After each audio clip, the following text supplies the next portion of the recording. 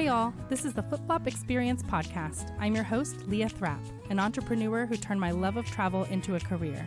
Travel is not just a hobby, it's a way of life. Making it happen can be tough. I'm here to offer practical advice to make travel more achievable. This isn't just about my journey, it's about inspiring you to pursue adventure and explore the world on your terms. Hello, and welcome to the Flipflop Experience Podcast. I'm your host, Leah Thrapp, and I am here with my guest today, Mandy Dorsey. Welcome, Mandy. Hi, thanks for having me. So Mandy is a health and wellness coach, and we were chatting on Facebook recently, and she had such a great story about the way her family has built their lifestyle around travel, and I was inspired to invite her in to share her story. Tell me how you started and what motivated you guys to start making the choices you made towards travel, and was it easy at the beginning? So I was a single mom at the age of 17. I got pregnant and I struggled a lot at an early age with my son, had him when I was 18. We were on welfare and food stamps and just all of the things. And I really kind of started seeing other people around me when I got my corporate job, started seeing them travel with their families and the things that they were able to do.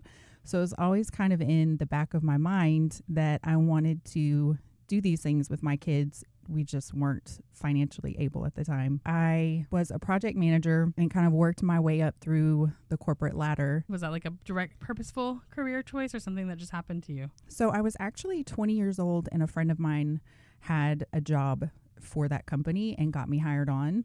Worked there for a good, probably 12 years or so. Okay.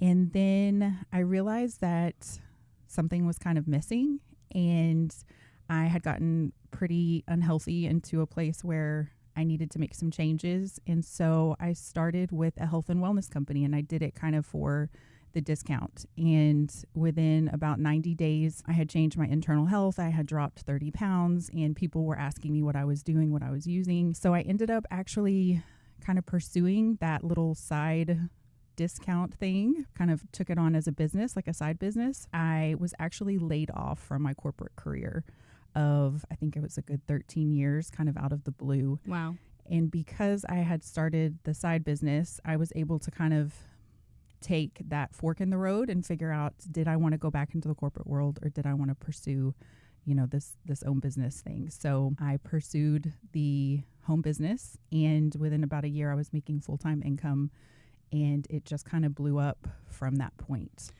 So were you still a single mom then? No. So I had met my husband. We got married when I was 30, and my girls were 2 and my son was 9. Okay. Yeah. And even when I was in my corporate career and we were climbing, I remember, Christmases, my parents would buy their Christmas gifts sometimes and put them under the tree from us so the kids would have things. And I remember distinctly going on a summer vacation, and my parents would always pay for us, but this one in particular, my husband and I went on with the kids and they footed the bill. And it was very stressful because they had asked, do you guys want to go? And it was a little bit uncomfortable because it's like, hey, you're 30, 31, like you both have good jobs, but we couldn't make it work. So we did end up going. They did pay for us, rented the house. We spent a week in Florida. And I remember sitting on the beach and distinctly thinking, like, I want to do more of this. And I want to be able to have the flexibility and the freedom to do it. And that was really kind of like a turning point for me to make it more of a priority. Did you immediately come home and make a plan for it, or was it something that, came later? It kind of fell in the back a little bit. I think it kind of unfolded more whenever I was laid off from the corporate career and I was able to pursue the home-based business, because with that home-based business, I was very goal-oriented. I started to see the income that could be made. It had impacted my life, so it was very easy to be able to share the things that were working for me. And I started to hit goals and climb to the top of that company. And part of, the goals and the rewards of working so hard were vacations and trips.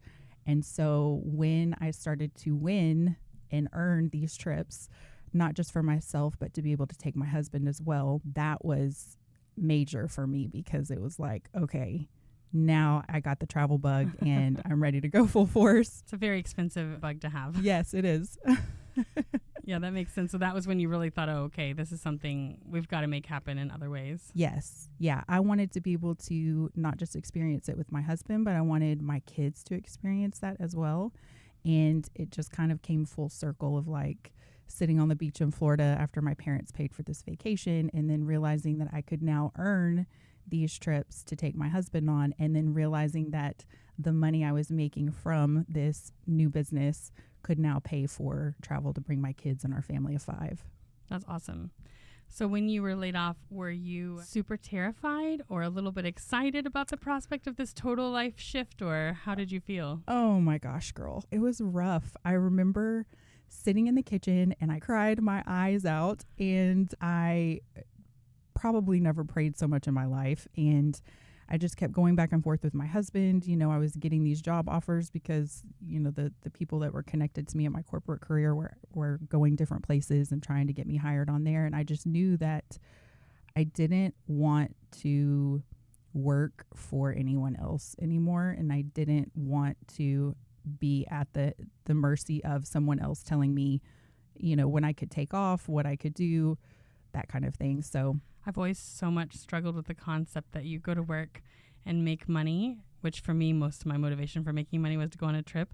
And then when you made enough money to go on a trip, someone could still tell you that you couldn't go on the trip. Yes. I've always never understood that. I mean, I get that it's a reality, but I've always just really rebelled against that concept of like, no, I made the money, so I should get to decide when I go on a trip, instead of someone saying, no, you can't go. Yes. I have an aunt actually that will just get up and quit a job. She's 60 something, and she's That's like, awesome. I'm not going to work here anymore. I'm going to travel. She might be like my spirit person, because my family lost count at 100 jobs that I quit. Oh, so. gosh. If I asked off and they said, no, you can't go, I'd be like, cool, I quit. I will get a new job when I get home. So You said I'm done here. Yeah. Thank you. Our time is now finished. So you were getting all these job offers, and that's not the life you wanted anymore? No, absolutely not. And when I got a taste of kind of what it could be like, everything just kind of, it's like I unleashed the beast, and it was, you know, full force, full throttle, hit the goals, do all the things. Did you set like a time limit? Like, I have to do this by a certain time, or I need to be, you know, or did you just kind of see what would happen? It honestly happened. It was kind of by accident. It was just, I've always been a very driven, goal-oriented person. I'm Capricorn, so I'm very like, I have a plan, A, B, C, D. And if I have a goal, I set it and I work hard until I reach it. And I knew that I wanted to be at a certain place financially. Like, I remember writing out a check to myself, and I dated it, and I put it on my corkboard in my home office. Nice. And I would look at it every day. And whenever I didn't feel like doing the things that I know I needed to do to move the needle on my business, I would look at that check and I would be like, no, girl, like, you need to get up and do what you need to do. Yeah. So how old were your kids when you got laid off then? 14? So they were like teenager-ish. Yes, my son was. Okay. My girls, I think, were in elementary school. Okay. We went from our starter home to building our dream home thanks to the business, and that was middle school. They started 6th grade, in between 5th and 6th grade. So when was the first trip that you like planned and took the family on, you know, that was like the one that you paid for and had set that goal, and where did you guys go? It was 2017, and it was Dreams Playa Mujeres. Nice. And I remember we opted for the presidential suite. Wow. And it was everything that I could have imagined and then some. And I remember just thinking, just go for it. Get the nice room, upgrade, do all of the things. We swam with the dolphins. It had like this spa on the top rooftop. It was 2 or 3 stories. And I still remember the kids being in their bathing suits in the hot tub, sitting on the edge of the spa, and the sun was setting. And I was sitting in the lounger, and it was just, it's like a picture in my head that it feels like I was just there yesterday, and they were talking and playing and laughing, and we had music playing, and it was just such a beautiful moment of like, I just felt so much gratitude to be able to be there and experience that with them. Yeah, I think those travel moments are, I call those my why. Like, obviously in my family, I work hard to be able to do those things, but in my business too, whenever I see someone having a moment like that and making that memory, it does become just a snapshot, and I say like their face in that moment or that feeling of that moment. Everything that I do is because I love being able to create those moments that are really priceless. So, you have to work hard and it costs money and you have to save up and all those things. But in the moment that it happens, it doesn't even matter. Like all you remember is like how special it was. Yes, exactly.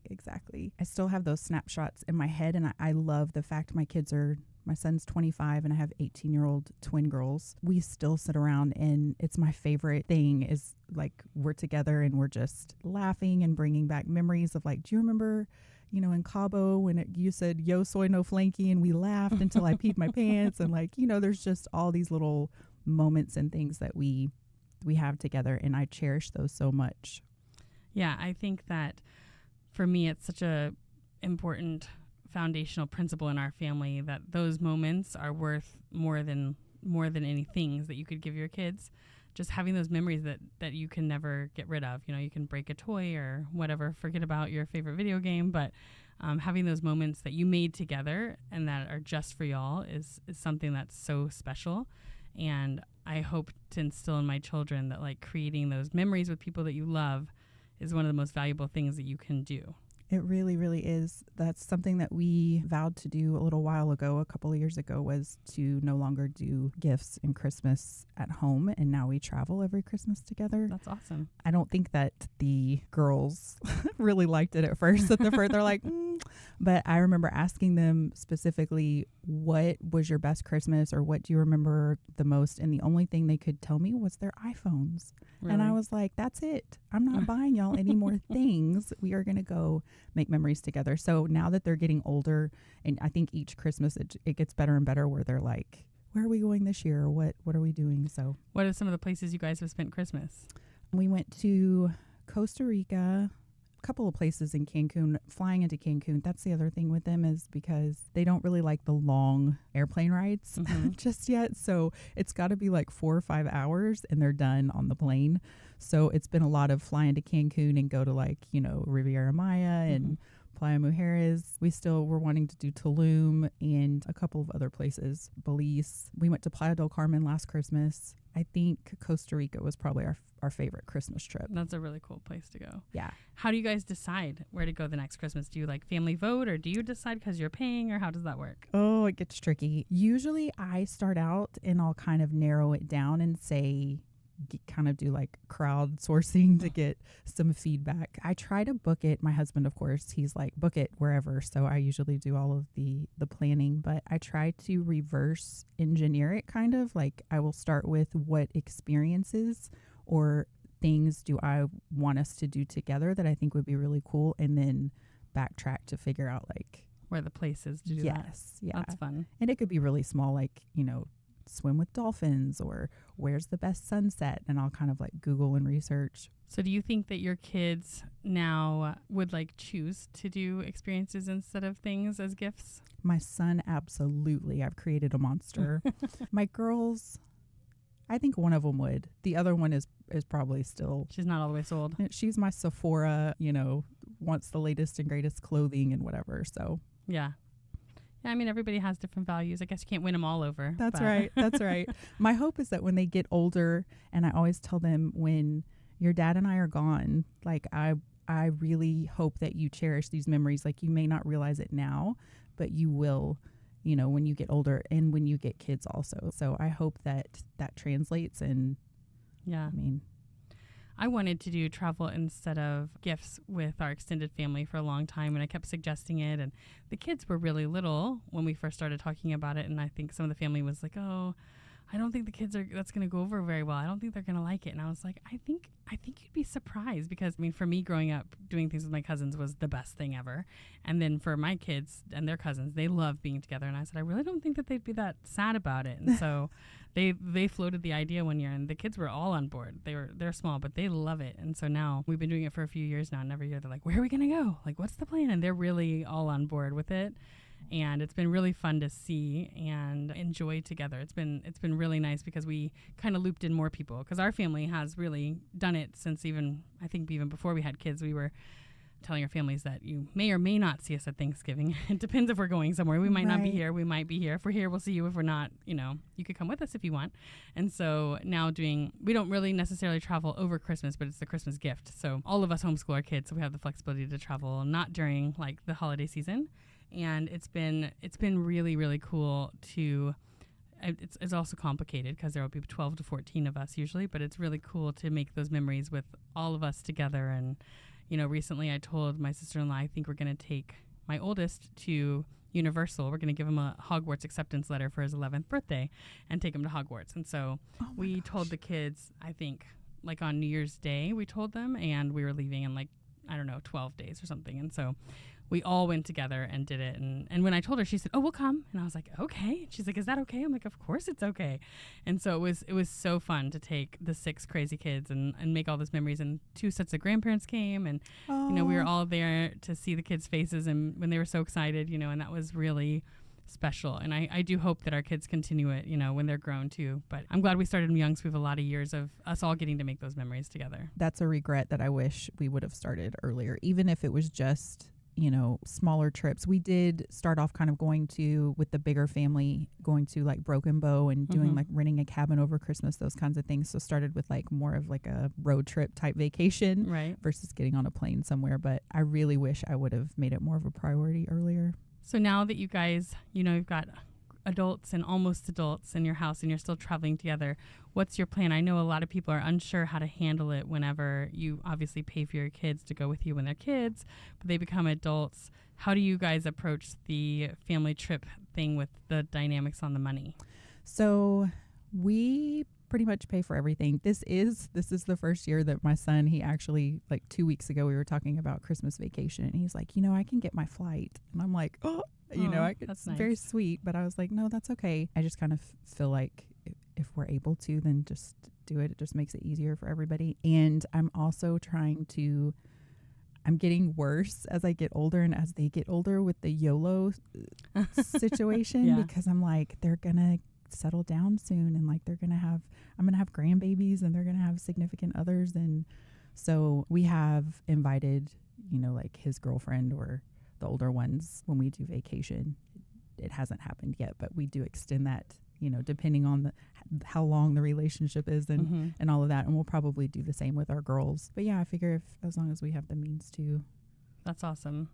I think taking any excuse to not be there is a good thing. Like if you can take away any of the objections they might have, then yes, it's probably worth it. Yeah. When I asked him, I'm like, "You're going on Christmas vacation this year, right?" He's like, yeah, of course. Was that an actual question? Yeah.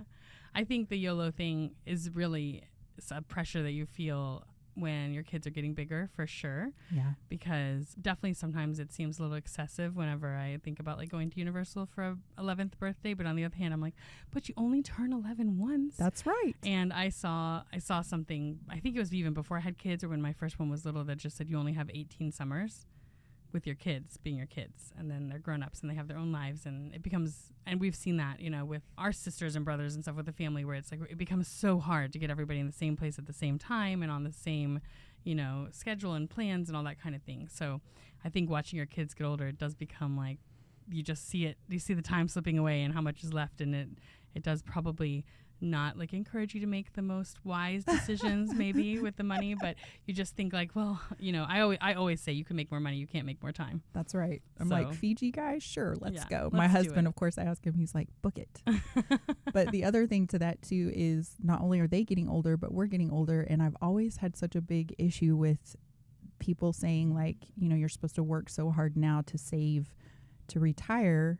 But then I'm like, I don't want to work so hard now and wait until I retire to experience life. Like, I want to do it now while I have an able body and I don't have a bad back and I'm able to walk and hike and experience the things with my kids. Like, I mean, no shade to anyone that chooses to do that when they retire, but it's just like, you know. Well, you just never know what things are going to be like. And so I agree. I think a lot of people say to me, it's kind of silly how little of the U.S. I've seen, considering how much of outside of the U.S. I've seen. And people are like, what do you mean you've never been to the Grand Canyon? Which I still haven't, for the record. Oh, my gosh. But I know it's silly. But I'm like, you know what? I want to go to the places that are really hard to get to and really much more physically demanding while I'm young and healthy and it's easier, because when I'm 80, I'm not going to want to go on three or four planes to get to that tiny island that's in the middle of nowhere, you know? So true. So I'm going to do it while it's easier for me and while it's not I can enjoy it more, I think. And then I'm like, when I'm really old, I can be in an RV and I can go to all the national parks and I can walk on the boardwalk or roll on my wheelchair if I need to, and I can see it. But that's way more accessible at that point. So I don't understand the mindset of like saving those really big trips for later, because I think that there's so much, you're not going to run out of big trips. So you might as well do the ones that you really want to do and make sure you enjoy them to the best of your ability. And I don't want to delay getting to enjoy those things, and also to share them with your kids, because you might not be able to get all 5 people together to do it when you're 70, That's very true. So yeah, I agree. So I know you guys, you told me that you guys are making another really big change to allow you to travel more. What led to that, and what are you guys doing? Yes, we are selling our dream home that we built. We've lived there for about 9 years now, and we are building a new home, downsizing, so that we can travel more in this next season of life. And That's I'm awesome. still freaking out every day that I'm like, okay, this is what we're doing. So how'd you guys get to that decision?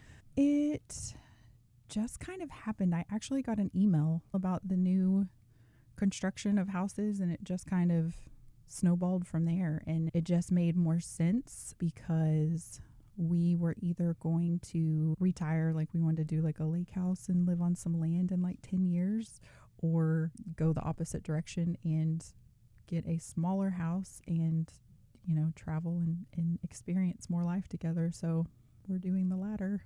Nice. I love that. I think another thing that I think about when you think about all the things you want to do with your life is that you don't have to have, you can probably do all the things you want to do, but you don't have to do them all at once. Yes. So I think it's really good that we started seeing life in seasons now, because I think there was so much pressure to be like, have your dream house, have your dream job, have this, and you have to do all of it at the same time. But I don't think that you have to. And so I think you can say like, this is the season where we're going to focus on this goal or this bucket list thing. And then later, you know, maybe when you're planning to stay in it more, maybe you build that lake house and you enjoy it more because you're planning to be there. But you don't need to have the lake house if all you're going to do is leave it as much as you can. Yeah. You know, so I think it's good to really to prioritize and think about the season that you're going to be in, whether it makes sense to have that thing right now, or, you know, pair it with a different time of your life. Yeah, we're trying to take advantage of the gap between having grandkids yet and like, you know, they're still, so I'm like, okay, now's the time for us to just go experience travel, do all of that. So then we can come back and, you know, no rush kids, but eventually grandkids.